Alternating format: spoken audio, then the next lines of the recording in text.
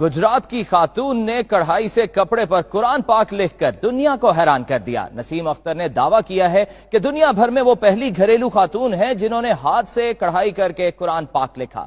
Report کر رہے ہیں عابد علی۔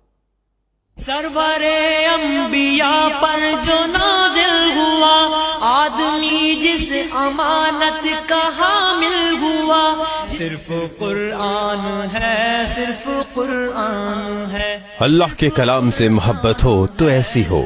یہ ہیں گجرات کے محلہ کڑی احمد آباد کی رہائشی نسیم اختر، جنہوں نے کڑھائی سے کپڑے پر قرآن پاک لکھ کر سبھی کو حیران کر دیا۔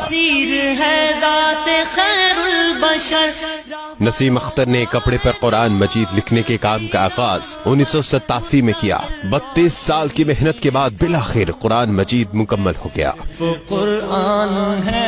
قرآن مجید کی 10 جلدیں ہیں اور ہر جلد میں 3 سپارے ہیں۔ نسیم اختر کہتی ہیں کہ انہیں خوشی ہے کہ وہ اپنے اس مقصد میں کامیاب ہو گئی۔ 32 سال باوضو وقت گزارا۔ خواہش ہے حکومت یہ قرآن مجید سعودی عرب کو بطور تحفہ دے۔ میں جب شروع کیا تھا تو اس وقت یہی سوچا تھا کہ میں مدینہ شریف کی لائبریری میں لے کے جاؤں گی، کیونکہ میں نے وہاں لائبریری دیکھی ہے، وہ بہت بڑی ہے، تو میں چاہ رہی ہوں کہ یہ میرا قرآن پاک وہاں جائے اور پوری دنیا کے مسلمان دیکھیں۔ نسیم بتاتی ہیں کہ کپڑا فیصل آباد سے منگواتی، ان کا تیار کردہ قرآن پاک کا نسخہ دنیا بھر میں کہیں بھی نہیں ہے، لہٰذا ان کا یہ کارنامہ grains book of world record میں شامل کیا جائے۔ کپڑے پر کڑھائی کے ذریعے لکھے گئے قرآن مجید کا کل وزن 55 کلوگرام ہے، جبکہ 22 انچ لمبائی اور 15 انچ چوڑائی ہے۔ قرآن مجید کے کل صفحات 724 ہیں، جبکہ اس نیک مقصد کے لیے دھاگے کے کالے اور گلابی رنگ کے 84 ڈبے استعمال کیے گئے۔